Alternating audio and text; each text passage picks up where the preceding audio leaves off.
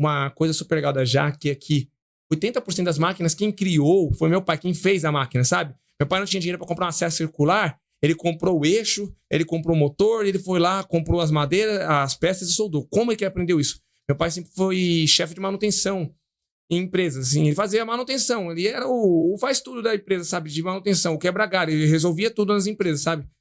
Então ele tinha muito conhecimento de ferramentário.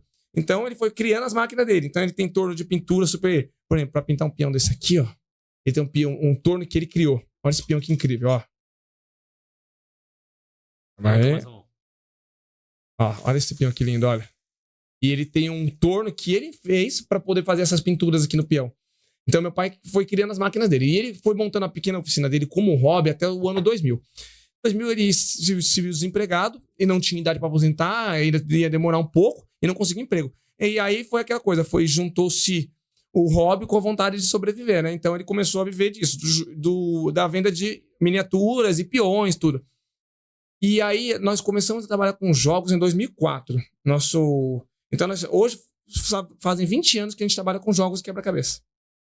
Então, a minha vivência toda foi dentro da empresa do meu pai. Então, por que o pessoal às vezes fala, nossa, qual é o seu conhecimento? Como você tem um conhecimento tão grande assim na área de jogos?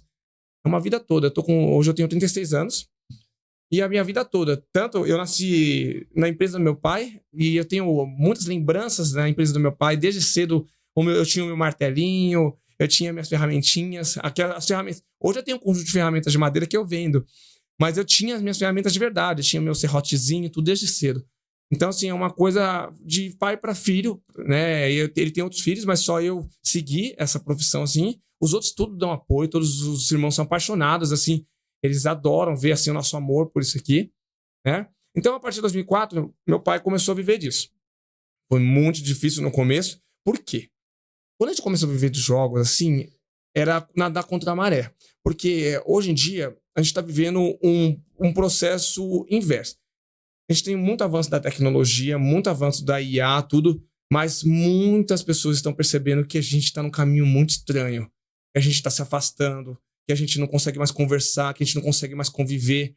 Por quê? Porque a gente está muito ligado às telas. Então, muitas pessoas estão propondo hoje em dia que a gente volte a ler, que a gente volte a ter jogos de tabuleiro. Então, hoje em dia, nós estamos com a maré a favor. Graças a Deus, a nossa empresa cresceu muito nos últimos 2, 3 anos.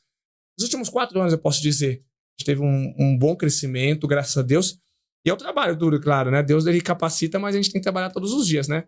A gente teve muito trabalho, assim, crescemos muito nos últimos anos, mas no começo foi muito difícil, porque era nadar contra a maré. Quando a gente oferecia lá em 2007, olha esse joguinho aqui. Eu tenho aqui no celular 10 joguinhos, né? E a gente trabalhava muito na época, muitos jogos bidimensionais, de arrastar pecinha, tudo. Então você concorria contra o celular na época, que tava começando a ter os celulares mais evoluídozinhos, lá em 2008, os primeiros celulares com caneta, né? Uhum. Aquelas canetinhas que mexia tudo. Eu me lembro que eu tive um celular assim, era horrível, o touch daquilo era horrível, né? Mas a pessoa, pra que eu vou comprar um joguinho, né? Se isso aqui um celular tem 10 joguinhos desse aí, tem 20 joguinhos desse aí. Na época foi difícil. Só que aí com o tempo você vai maturando, vai aprendendo a qual produto oferecer, também para qual mercado oferecer. Tem gente que não vai se interessar até hoje, né? Tem gente que até hoje assim fala, isso aí, nossa, pelo amor de Deus, isso é coisa velha. Mas já tem gente que fala, nossa, que incrível, cara, isso aí. Então, assim, primeiro, aprender para quem você oferece, né? Segundo, maturar o seu processo, maturar o seu projeto, entender o que pode gerar lucro e sempre ser apaixonado por criar. O meu produto, boa parte, como eu falei, alguns eu crio, mas muitos jogos são antigos. Eu, por exemplo, acabei de lançar um projeto agora de 5 jogos africanos. Eu pesquisei bastante jogos africanos e coloquei 5 dentro de um tabuleiro. E aí você vai ter 5 histórias diferentes, 5 países diferentes, de 5 épocas diferentes, de certa maneira, através de um tabuleiro só. Então é um trabalho assim de pesquisar, né? E aí você vai oferecer para as pessoas que vão se interessar. Então é um trabalho de buscar sempre às vezes, inovar dentro do que já existe. Jogos de tabuleiro, muitos jogos são antigos, mas você tem que encontrar um processo de inovação dentro disso. Então, é se reinventar sempre. Eu acho que o que define ter uma empresa num segmento assim que não é tão grande é se reinventar sempre. Considere que ele não é tão grande, mas considere que ele vai crescer muito. Hoje em dia, você vê grandes empresas de jogos, de brinquedos, a gente vê a Grow, tudo, muitas empresas estão se movendo, estão se movendo e correndo atrás novamente de reativar departamentos de jogos em madeira. Então eu tenho, por exemplo, uma conhecida que me falou, olha, tem tal empresa grande tal que tá procurando alguém para falar sobre esses jogos aqui e tal. E eu mesmo não me interessei, porque eu falei, a gente tá, a gente vai ter uma concorrência muito grande. Deixa que eles se virem aí e por os próprios passos dele, porque a gente teve um processo muito grande de aprendizado, de muitos passos, assim, muitos erros e acertos também, né?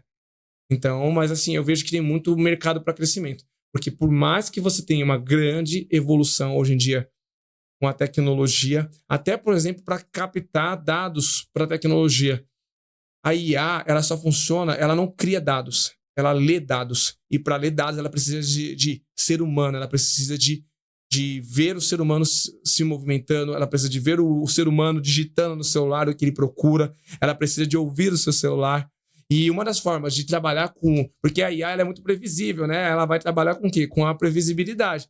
Só que o ser humano é imprevisível. E uma das formas de você conseguir enxergar a imprevisibilidade humana é no jogar, né? Então, eu considero que a gente tem muito mercado ainda para crescer.